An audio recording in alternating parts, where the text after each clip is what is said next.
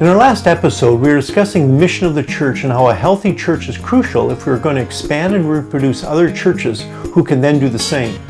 In this episode, we'll discuss how the mission of the church developed through history and then draw some applications for the church in the 21st century.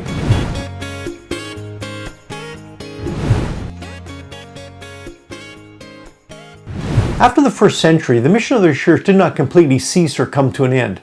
To be sure, there were setbacks and some cringeworthy failures along the way. But God has been at work accomplishing His purpose throughout history. Ralph Winter outlines 4 ways in which missionary activity has continued throughout history. He describes them as voluntary going, involuntary going, as well as voluntary coming and involuntary coming. Okay, that may sound a little bit confusing, but actually it's a pretty simple concept, so let me explain. Voluntary going describes those who voluntarily went to foreign lands and can be illustrated in the Old Testament by Abraham leaving Ur of the Chaldees to go to Canaan voluntarily. In the New Testament, we see Paul and Barnabas leaving on their first missionary trip. Again, they went voluntarily. We also see this throughout history as groups like the Moravians and William Carey and many other missionaries. And even our family at one point, we moved to Africa and then later Berlin.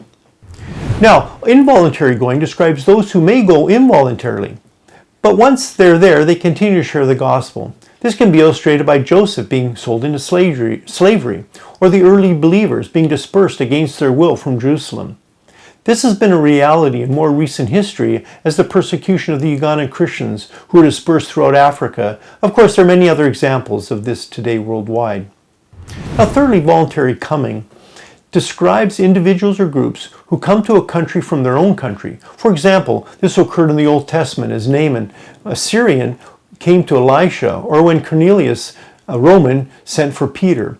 We also see this throughout history, such as when the Vikings invaded Christian Europe and were impacted by the gospel when they got there.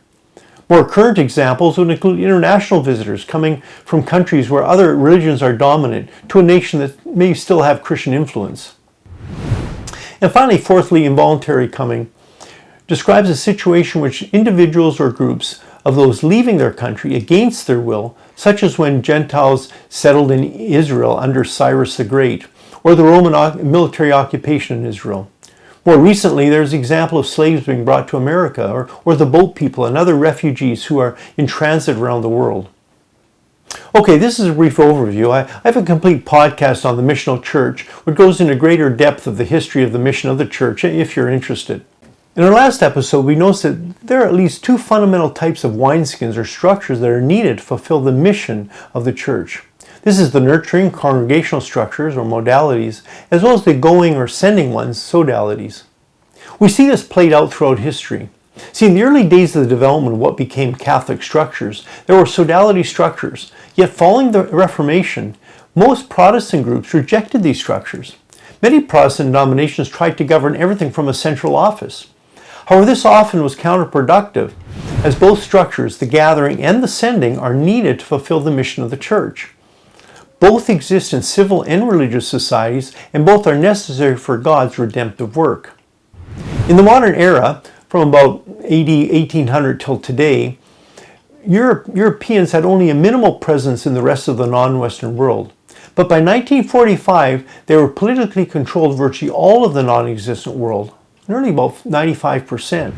So within 25 years after World War II and the explosion of nationalism, Western nations had lost control of all but 5% of the non-Western world. It was during this period from about 1945 to 1969 that there was an incredible explosion of missions around the world.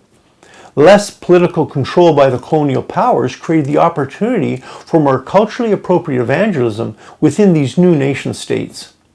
Now, currently, Christianity is numerically at its strongest in the non-Western world, what we call the global South and East.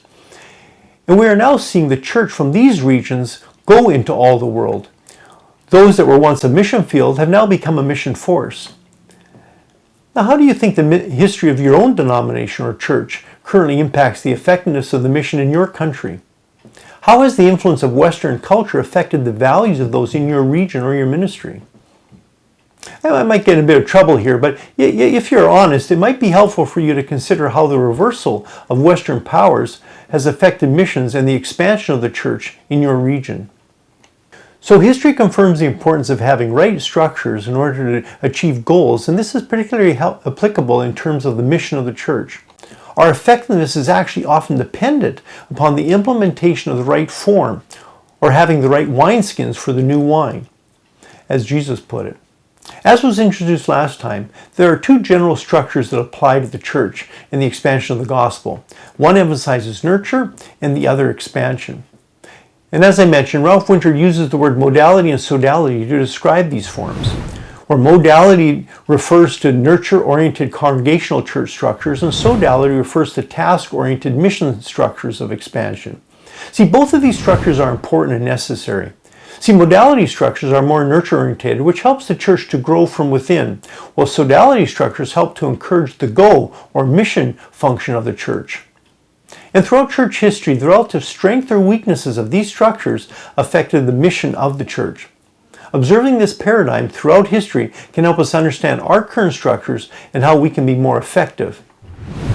Now, in episode 14 of the Fivefold Ministry podcast series, I go into greater depth as well as outline Patrick Johnson's 3 structures of ministry that trace this phenomenon throughout history. And if you have the time, I'm sure you'll find this interesting and helpful for your own ministry.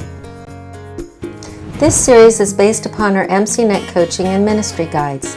There are basically 2 parts to the series, 12 episodes that cover the 5 sections of the coaching guide and 18 episodes that cover the 8 workshops of the ministry guide.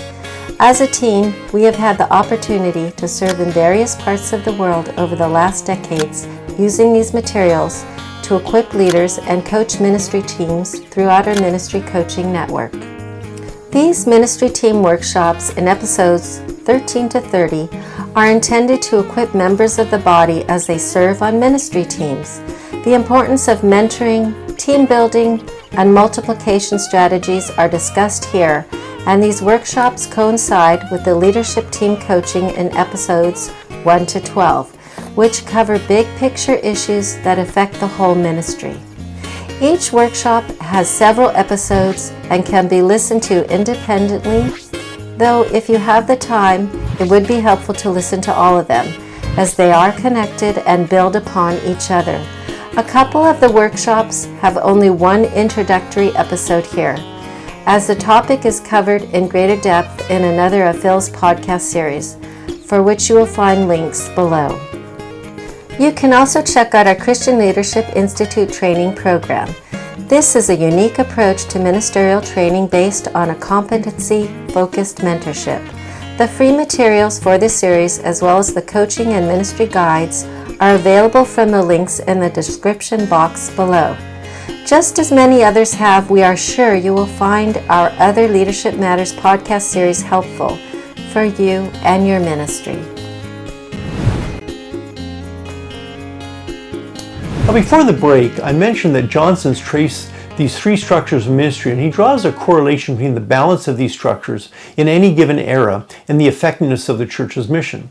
In the 1st century, we already saw these 2 models. The synagogue and the early local groups of Christian believers were nurtured and mature as a modality, while the early mission teams were focused on expansion or sodality. Paul built upon the proselytizer structure of those who traveled throughout the Roman Empire to win converts. These early teams were sent out from the nurturing structure and were somewhat independent. Then during the medieval period, the congregational structures continued to develop, and though they began to join together into dioceses, they were still more of an organism than an organization. Around the same time, the monastic orders began to develop, and they were a positive spiritual influence upon the church. The local church structure, or the parish, survived in large part due to these monastic structures. But it was these monastic orders which resulted in some of the earliest missionary endeavors. It was the ability of the Roman Catholic Church to function with both structures, local dioceses and monastic orders, that is a positive legacy to this day. However, as some monastic orders became wealthy and lost purpose, spiritual decline and decay became inevitable.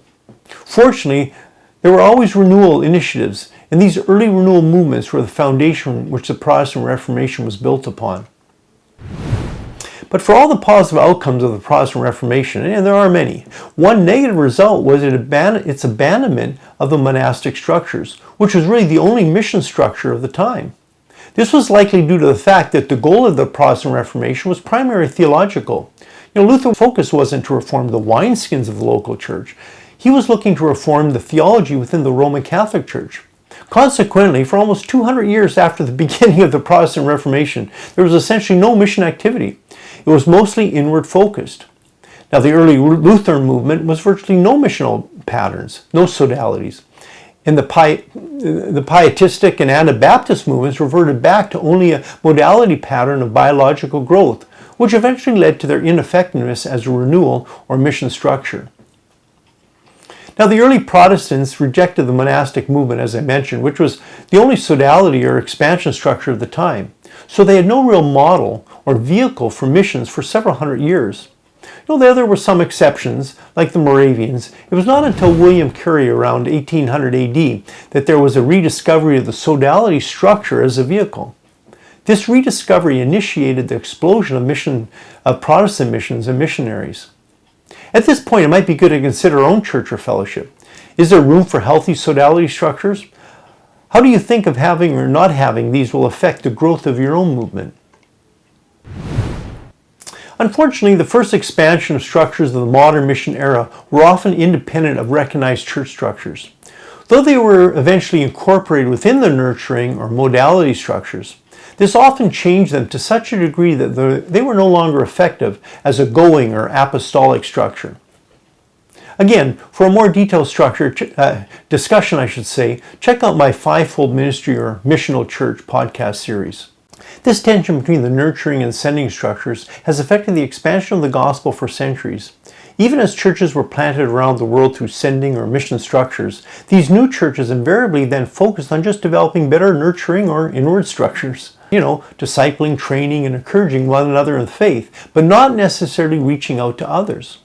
Those who were sent out from a sodality structure, like a mission organization, often only envisioned planting a nurturing pattern structure, such as a local church or congregation. Consequently, many missionaries, now coming from the global south and east, typically struggle to get support from their local churches for the expansion activities in their countries and beyond. Yet for a healthy local church, as well as healthy missions, we need to recognize and value both of these structures simultaneously. Was your church planted by foreigners in the last 100 years or so? How has this affected your own structures of expansion? Is there a sense of reaching out, or has it become more ingrown and only focused on nurturing the believers? Now, they're not an easy questions, but ones we all need to ask ourselves if we're going to endeavor to bring about change so that our churches will be healthy, reproducing organisms. This workshop is part of our team coaching series created to assist those serving in the body of Christ.